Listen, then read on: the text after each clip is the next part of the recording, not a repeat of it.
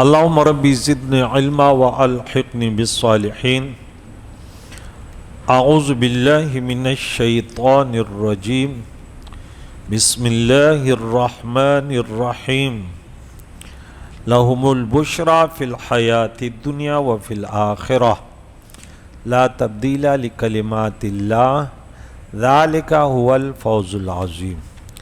ان اولیاء اللہ کے لیے جن کا ذکر ہوا، الا ان اولیاء اللہ ہے، ان کے بارے میں رب فرماتا ہے ان کے لیے، لہم ان کے لیے، بشریٰ خوشخبری ہے، فی الحیات دنیا دنیا کی زندگی میں اور آخرت کی زندگی میں، لا تبدیل لکلمات اللہ، اللہ کے کلمات، اللہ کی باتوں میں کوئی تبدیلی نہیں ہوتی، ذالک هو الفوز العظیم، اور یہ بہت بڑی کامیابی ہے جو اللہ کے ولیوں کو نصیب ہوئی ہے۔ ہم بھی اللہ کے ولیوں سے، اہل سنت و جماعت کی سب سے بڑی خوش نصیبی یہ ہے کہ اللہ کے ولیوں سے بڑی محبت کرتے ہیں۔ پوری زندگی میں سنیوں کی پہچان یہ کہ اللہ والوں کے پیچھے نہیں پڑتے کہ ان کے عیب تلاش کرے۔ سب سے بڑی بدبختی انسان کی یہ ہے کہ وہ نیک لوگوں کے عیب تلاش کرنے لگے، بس یہ غرق ہو گیا۔ اب میں نے وہ حدیث قدسی سنائی کہ من عادا لی ولیا فقد آذنت بالحرب، میرے بندوں سے جو دعوت کرتے ہیں، دشمنی کرتے ہیں، میں ان سے اعلان جنگ کرتا ہوں۔ دیکھ دنیا میں جتنے بھی بڑے بڑے کافر برباد ہوئے تو یقیناً ان کا بڑا قصور تو کفر تھا، لیکن ایسے نہیں ہوا کہ وہ بت پرستی کر رہے تھے اللہ نے عذاب بھیج دیا، ایسے نہیں ہوا، بلکہ جب اللہ کے نیک بندوں کو انہوں نے ستایا عذاب تب آیا۔ فرعون تو بت پرستی میں لگا ہوا تھا، اب کو کیا کر رہا تھا، عذاب نہیں آیا، لیکن جب موسیٰ علیہ السلام کو ستایا، بولا تمہیں ہم مار دیں گے، اللہ نے بولا ٹھیک ہے۔ فرعون نے، نمرود نے جب ابراہیم خلیل اللہ کو آگ میں ڈالا اور ان کے درپے ہوا تو اللہ نے پھر ان کو سزا دی۔ تو یہ لوگ، یہ نہیں کہ حدیث ہے اور لوگ نہیں، اللہ والوں کو جو بھی چھیڑتا ہے تو پھر ان کا دنیا بھی ان کی گئی و آخرت بھی گئی۔ ان سے محبت بڑی دولت ہے۔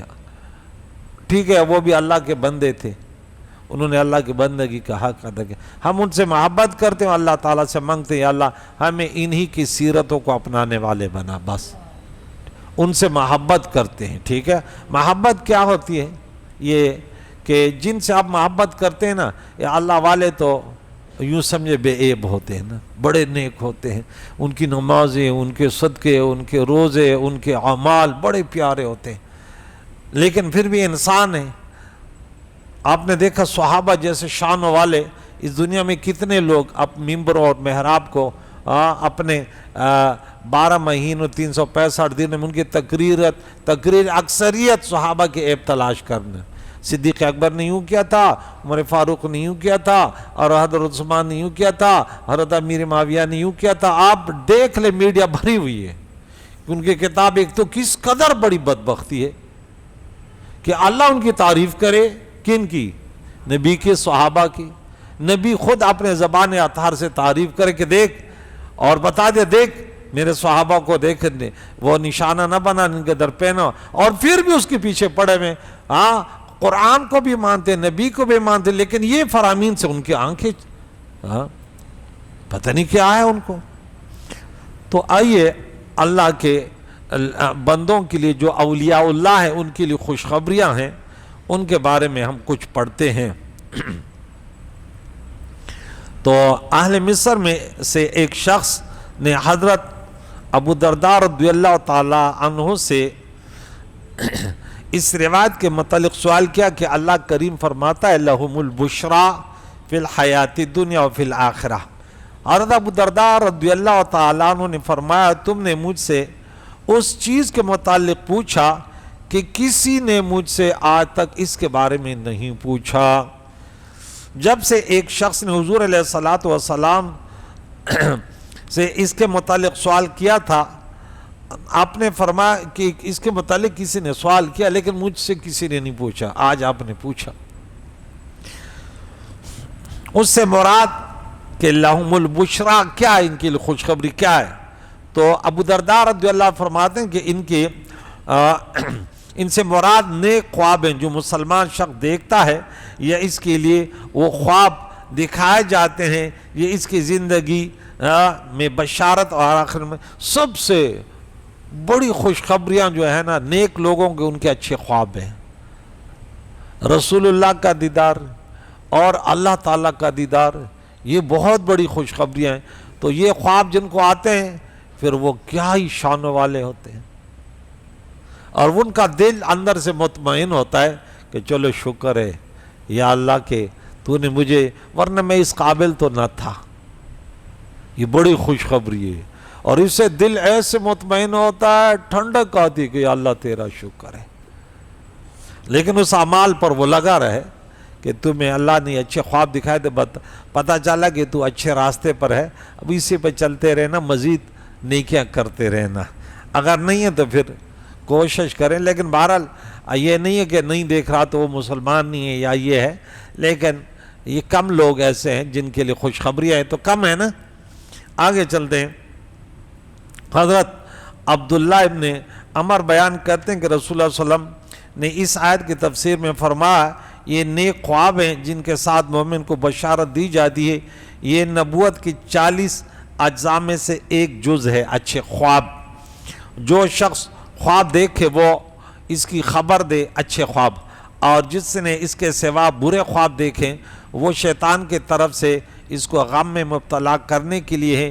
اس کو چاہیے کہ وہ بائیں جانب تھوک دے اور اس کی خبر کسی کو نہ دے، ایسے ڈنڈورا نہ کرے۔ ہمارے پاس تو خط آتے ہیں، یہ آتے ہیں، خواب دیکھا، میں نے بولا قرآن کی آیت کے بارے میں نہیں پوچھتے، حدیث کے بارے میں نہیں پوچھتے، اکثر عورتیں اس کے بارے میں خواب دیکھا، 10 باتیں اس نے خواب میں دیکھیں اور 40 وہ ساتھ ملا لیتی تو پوری 50 بنا لیتی، یوں ہوا تو پھر یوں ہوا، پھر یوں ہوا تو پھر یوں ہوا۔ بھئی اگر آپ کو اچھے نہیں لگتے تو نہیں بتا کہ اچھے خواب نہیں ہے، کیا ضرورت ہے پوچھنے کی؟ اور آپ نے اگر ذہن بنا لیا کہ اس کا معنی ہے، پھر حدیث قدسی اللہ فرماتا تیرے ساتھ ایسی کروں گا کہ بھئی برے شیطانی خواب دے تو کر کے بس بولے شیطانی خواب ہے، کیوں معنی بنا رہا؟ ہم آپ کو بتا رہے ہیں کہ آپ برے خواب نہ بتائیں، لیکن وہ درس میں بیٹھتے نہیں تو کہاں سیکھیں گے؟ بس بولا شیطانی خواب دے تو بس کوئی آپ پر اثر نہیں ہوگا۔ اللہ کے نیک بندوں کے متعلق قرآن میں بشارتیں، سورہ حامیم سجدہ 30 تا 32، ان الذین قالوا ربنا اللہ ثم استقاموا، وہ لوگ جو کہتے ہیں رب ہمارا اللہ، پھر اس پر جم جاتے ہیں، قائم رہتے ہیں، تتنزل علیہم الملائکہ، یہ خوشخبریاں ہیں، ان پر فرشتے اترتے ہیں، اور کائی کے لیے ان اس بات کے لا تخافوا، اللہ تخافوا اصل میں ان لا تخافوا، اس بات کے لیے وہ آتے ہیں کہ تم ڈرو نہیں، لا تخافوا نہ ڈرو، وَلَا تَحْزَنُوا اور غم نہ کرو، وَأَبْشِرُوا خوشخبری حاصل کرو، تمہیں خوشخبری ہے اس جنت سے تم توعدون جو تم سے وعدہ کیا گیا، جس کا وعدہ کیا گیا اس جنت کی خوشخبری۔ نَحْنُ أَوْلِيَاؤُكُمْ فِي الْحَيَاةِ الدُّنْيَا وَفِي الْآخِرَةِ، ہم تمہارے ولی ہیں، فرشتے کہتے ہیں، دنیا میں مددگار ہیں اور آخرت میں، قبر میں، برزخ میں، ہر جگہ۔ تو اللہ کی نورانی مخلوق آپ کے، اب دیکھیں طالب علم اللہ کی رضا کے لیے جو علم سیکھتا ہے بہت بڑی خوش نصیب ہے، نورانی فرشتے اس کے لیے پر بچھاتے ہیں، کتنی بڑی خوشخبری ہے، اور خوشخبری سناتے ہیں۔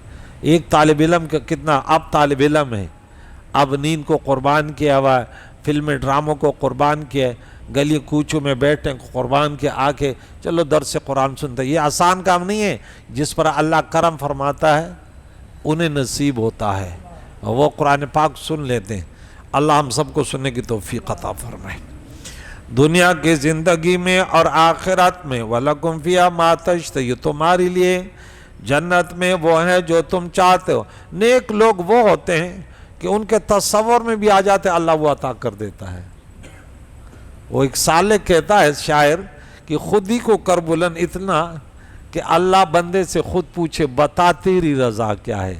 ان کا تصور اللہ والے، اللہ فرماتے ہیں ارے مانگنا تو دور کی بات ہے، پیارے آقا دو جہان کائنات میں سب سے بڑے انسان ہیں، تو صرف دل میں یہ گزرا، اللہ تعالیٰ نے جبریل کو بھیجا، قد نرا تقلبا، ہم آپ دیکھ رہے ہیں کہ آپ کا چہرہ اس طرف گھوم رہے، کہ اب زبان پہ نہیں آیا یہ قبلہ میرا بیت اللہ کعبہ، اگر یہ قبلہ ہو جائے تو کیا شان ہے۔ اللہ جبریل کو بھیجتا ہے، کہتا ہے اے محبوب ہم دیکھ رہے ہیں آپ کے دل میں یہ گزر رہا ہے، ارے فولی وجہ کا شاطر المسجد الحرام، تو یہ قرآن میں ہمیں دیکھیں یہ دلیل مل گئی کہ تمہارے دل میں گزرے۔ اللہ کہتا ہے یہ بندے تو کیا چاہتا ہے، تو مجھے راضی کر، پھر وہی ہوگا جو تو چاہتا ہے۔ اللہ کے ولیوں کی سب سے بڑی نشانی ہوتی ہے۔ بعض لوگ کہتے ہیں اگر یوں ہے تو یوں کیوں نہیں ہے، یوں ہے تو یوں کیوں نہیں ہے، یہ بڑے بدبخت ہوتے ہیں۔ حالانکہ اللہ کے ولی کہتے ہیں اس کو ہے کہ وہ سب سے وہ اللہ کی رضا چاہتے ہیں۔ اب بھائی اب ہم چاہتے ہیں نا کہ بھائی میں مثال کے طور پہ میں ہوں کہ یار ایک بنگلہ ہو فلاں تو میں نالائق ہوں اسی لیے کہتا ہوں، لیکن ولی ایسے نہیں ہوتے، وہ کہتے ہیں یار دنیا کو کیا کریں، یہ اچھا ہے نا اللہ نے جس حال میں رکھا، میرا رب جس پہ راضی ہے میں اس پہ راضی ہوں۔ بھائی اللہ کے فیصلوں پہ راضی ہو نا مسلمان۔ اب بعض ایسے بزرگ وہ کہتے ہیں دعا کیوں کریں ہم، بھئی اللہ نے جو دیا تو کیا یہ بہتر نہیں ہے؟ دعا تو تب کرے نا کہ اللہ یہ حالات صحیح نہیں ہے، میں کراچی میں یہاں خوش نہیں ہوں، بھئی جب اللہ کا فیصلہ ہے تو اللہ کے فیصلوں پر راضی ہونا چاہیے نا، میں جس حالت میں ہوں تو کیا تو راضی نہیں ہے؟ اگرچہ ہم جو کمزور لوگ ہیں ہمارے لیے دعا بہت بڑی سعادت مندی ہے، لیکن جو آگے چلے جاتے ہیں پھر وہ کہتے ہیں آج ابراہیم خلیل اللہ کے پاس فرشتے آ رہے ہیں ذرا کہہ تو دینا، کیا کریں، کہتے ہیں نہیں میرے وہ حضرت بلال رضی اللہ تعالیٰ عنہ کے پاس اللہ تعالیٰ کے قرآن کا حکم آ رہا ہے کہ دیکھیں آپ زبان سے کہہ دیں آپ کو تکلیف دے رہے ہیں، زبان سے کہہ دیں تم ٹھیک کہہ رہے ہو تو کیا، لیکن وہ یہ نہیں، وہ کہتے ہیں اللہ تعالیٰ تو مجھے دیکھ رہے ہیں نا، مجھے اللہ کی بندگی میں سزائیں دے رہے ہیں، جو کچھ بھی کر رہے ہیں نا مجھے مزہ آ رہا ہے۔ مزہ تو اس میں ہے نا کہ آپ جن سے محبت کرتے ہیں ان کے محبت میں سزائیں دی جائیں تو تب تو محبت ظاہر ہوتی ہے۔ تو دنیا والوں کو دکھایا، بولا ہم جب گھڑا لیتے ہیں کمبار سے تو اس کو بھی یوں کرتے ہیں کہیں ٹوٹا ہوا تو نہیں ہے، بولا اللہ دیکھتا ہے، تو اللہ پھر نیک بندوں کو لوگوں کے لیے نمونہ بناتے، میرے نیک بندوں کو دیکھ صحیح، فریاد نہیں کرتے ہر حال میں، رضیت باللہ ربا، اللہ اکبر کبیرہ، آؤ تمہارے لیے جنت میں وہ ہے جو تم مانگتے ہو، جو مانگو گے جو تمہارے دل میں آئے گا، رب فرماتے تمہارے لیے سب کچھ تمہارے لیے۔ تو یہ نزلا من غفور الرحیم، یہ نعمت ہے، یہ مہمان نوازیاں اللہ کے طرف سے، یہ ضیافت جو غفور الرحیم ہے۔ لا يحزنهم الفزع الاکبر وتتلقاهم الملائکہ، سورت نمبر 21 پارہ نمبر 17 آیت نمبر 103۔ رب فرماتا ہے اے رسول مکرم جس دن آپ مؤمنین اور مؤمنات اب قیامت کے دن جمع ہوں گے تو یہ ایسا دن ہوگا کہ سب سے بڑی گھبراہٹ انہیں غمگین نہیں کریں گے، جو مسلمان ہیں انہیں غمگین تو وہ ہوں گے جو باغی ہیں۔ اب تھانے میں، کچہریوں میں یا ایئرپورٹ میں یا ہسپتال میں غمگین کون ہوتے ہیں؟ جو ان مشکلات میں مبتلا ہوتے ہیں۔ اب جو صاف ہے انہیں کیا فکر، اب تھانے میں جب کہا ڈرو گے، بولے کیوں بھائی میں چور تھوڑی ہوں، تو ڈرے تو وہ جو گناہگار ہوں۔ تو قیامت کے دن یقیناً سختی تو ہوگی، لیکن آج کے دن تو وہ چمکنے والے ہیں، انہوں نے اللہ کے لیے زندگی گزاری تھی، انہیں اپنے لیے نہیں ہے۔ مسلمان کی پہچان ہے دوسروں کے لیے جینا سیکھو، اپنے لیے تو جانور بھی جیتے ہیں۔ اور فرشتے ان کے استقبال کے لیے آئیں گے، یوم تر المؤمنین والمؤمنات، اے رسول مکرم جس دن آپ مسلمان مرد عورتوں کو اس حال میں دیکھو گے، نورہم بین ایدیہم، یسعی نورہم بین ایدیہم و بایمانہم، کہ ان کا نور ان کے سامنے اور ان کے بائیں دائیں ان کے دائیں طرف وہ نور چمک رہا ہوگا، ان کا نور ان کے آگے اور ان کے دائیں جانب دوڑ رہا ہوگا، اور ان سے کہا جائے گا کہ آج تمہاری خوشی کی چیزیں جنتیں ہیں، بشراکم اليوم جنات تجری من تحتها الانہار خالدین فیہا ذالک هو الفوز العظیم، سورہ حدید آیت نمبر 12۔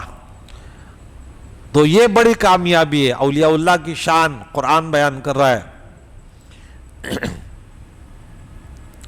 تو یقیناً نیک لوگوں کا تذکرہ کرنا یہ بھی بڑی خوش نصیبی ہے۔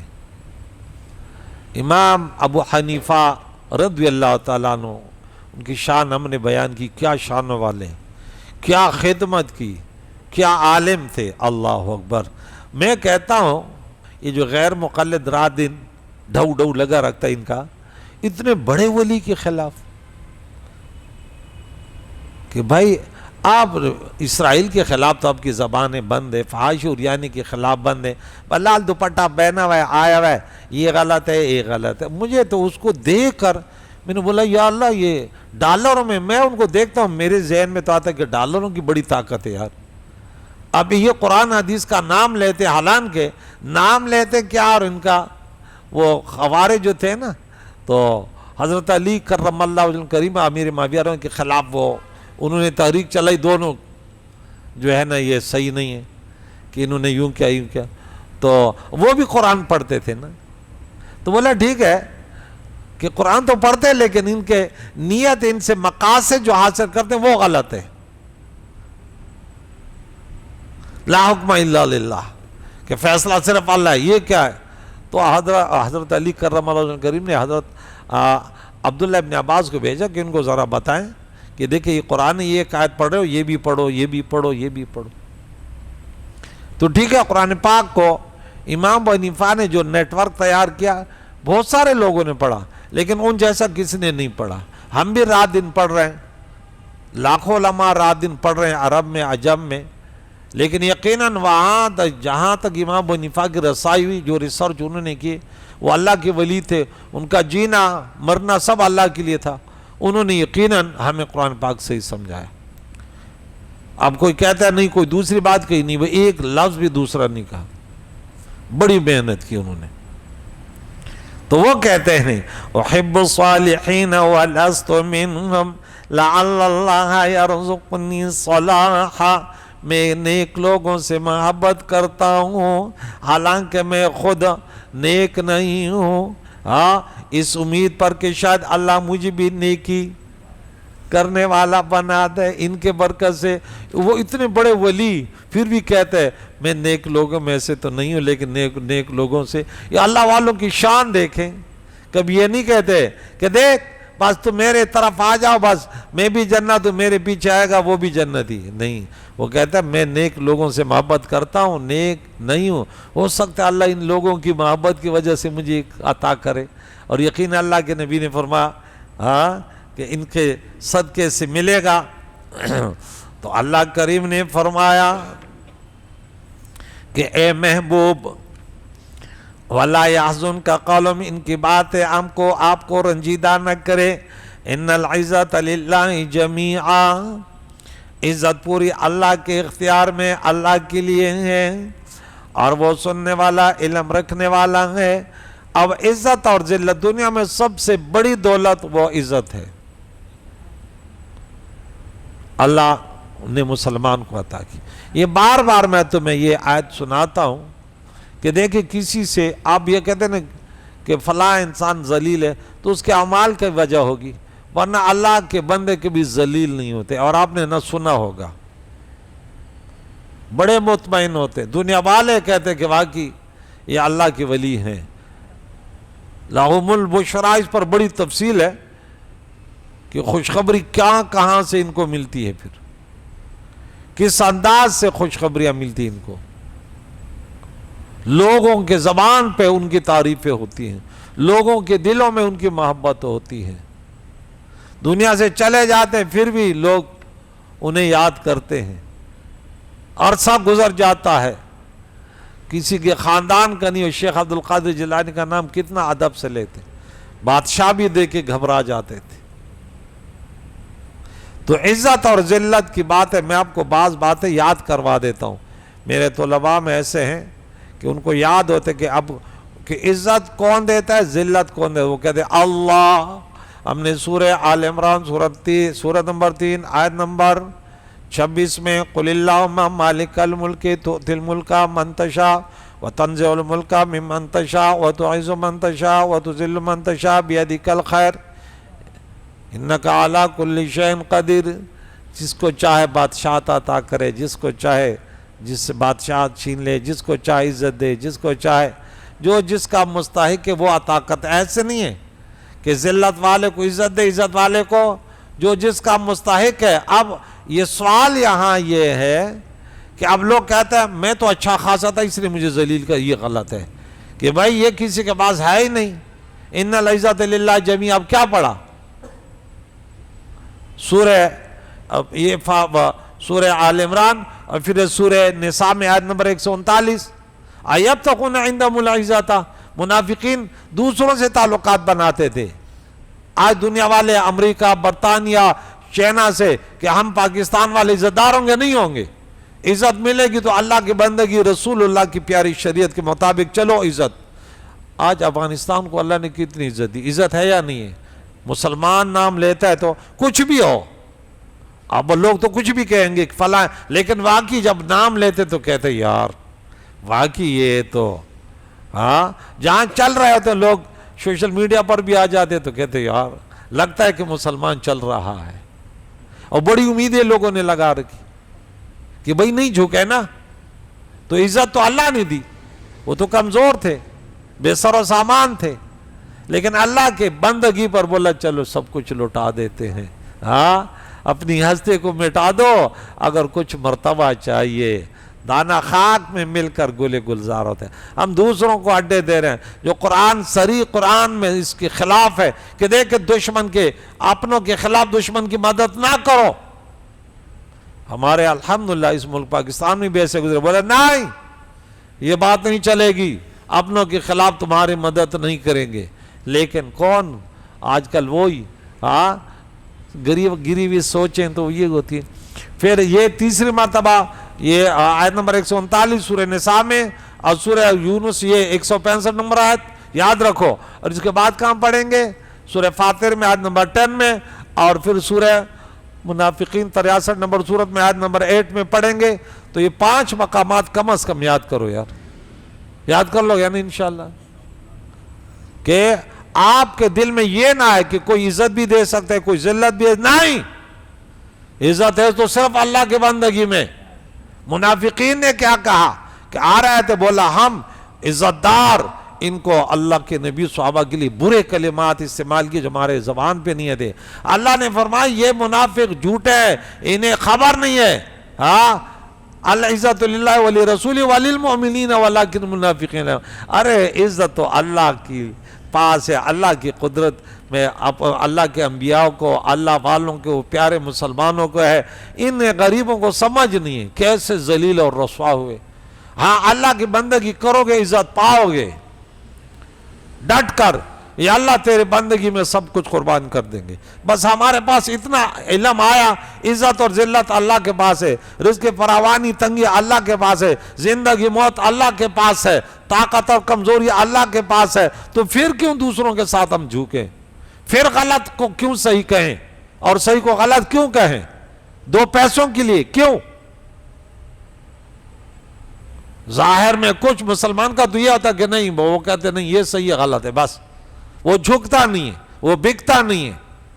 تو یہاں پہ اللہ فرماتا ہے محبوب ان کی باتیں یقیناً بڑی عجیب سی ہے, لیکن اب ہمیں تعلیم دی کہ دیکھیں عزت سب اللہ کے پاس ہے, کسی سے شکایت نہ کرو, کسی سے خود رائے راز پر رہو, تمہیں کوئی شکست نہیں دے سکتا. بار بار یہ میرے تعلیمات, میں بار بار یہ تعلیمات دیتا ہوں کہ کسی سے, خاندان سے, پڑوسیوں سے, فیکٹری والے سے, جہاں بھی یہ شکایت نہ کرو, ڈٹ جاؤ اللہ کی بندگی میں, عزت تمہیں ملے گی. لوگ تمہاری قدر کریں گے. اور اگر اللہ کی بندگی میں بالفرض ہم کہیں راہ راست پر ہم پر ظلم ہوا، سب کچھ ہوا، تو کیا اس میں بھی تو ایک سبق ہے نا کہ دیکھیں اگر ہر وقت اس میں کامیابی ہوتی دنیاوی اعتبار سے تو پھر سب لوگ ڈٹ جاتے. نہیں، کبھی کبھی امام حسین کی سنت کو، کربلا کی یادیں بھی تو تازہ کرو گے کہ سر تن سے بھی جدا ہو جائے لیکن جھکے نہیں. اب کو یہ بولے نا تو پھر ایسے کیوں ہوتا ہے؟ نہیں، یہ تو اللہ دکھاتا ہے. ہاں، اور پھر یہ کہ قتل نہیں، شہادت حسین قتل یزید ہے. اسلام زندہ ہوتا ہے ہر کربلا کے بعد. بھئی آج دنیا میں یزید کا نام لینا بھی کوئی وہ گوارا نہیں کرتا، لیکن جب اہل بیت کا نام آتا ہے تو یہ دنیا کے لیے ایک سبق تھا. بھائی اگر تیری جان حق کے لیے چلی جائے تو کیا ہوا؟ اہل بیت سے بڑھ کر آئے ہیں. اپنے سوچ سکتے ہیں وہ کون تھے یار؟ وہ کتنی بڑی ہستیاں تھی. اگر وہ قربانی دے سکتے تو ہم کون ہوتے ہیں؟ انبیاء قربانی دے سکتے ہیں، اولیاء دے سکتے ہیں. تو کبھی کبھار ایسے بھی ہوتا ہے، ٹھیک ہے نا. لیکن آپ بولے اللہ کی بندگی میں سب کچھ قربان. زندگی کا مقصد یہاں بنگلے بنانا نہیں ہے، ٹھیک ہے نا، یا ہمیشہ جینا نہیں ہے. تو میں جو زندگی ملی وہ ملے گی. جس حالات میں اللہ کی بندگی میں وہ بڑی نعمت اللہ کی رضا، برزخ میں روشنی، روز محشر میں عرش کا سایہ، رسول اللہ کے پیارے ہاتھوں سے حوض کوثر کا پانی، اور پلہ میزان بھاری ہونا، پل صراط پر امن سے گزرنا، جنت میں اللہ کا دیدار، اللہ کے نیک بندوں کی ہم نشینی کے لیے. ارے دنیا کے 2 پیسوں کے لیے کتنے ذلت برداشت کرتے ہیں، تو کیا اس اللہ کی بندگی میں آپ اس پر نہیں ڈٹو گے؟ کچھ بھی ہو جائے ہم اللہ کی بندگی میں رہیں گے، حضور علیہ السلام کی امت میں. اللہ تعالیٰ سے دعا ہے ہمیں قرآن مجید فرقان حمید کے تعلیمات سے بہرمند فرمائے، ہمارے مشکلیں دور فرمائے. یا اللہ ان امتحانوں میں نہ ڈال یا اللہ جس کو ہم برداشت نہ کر سکیں.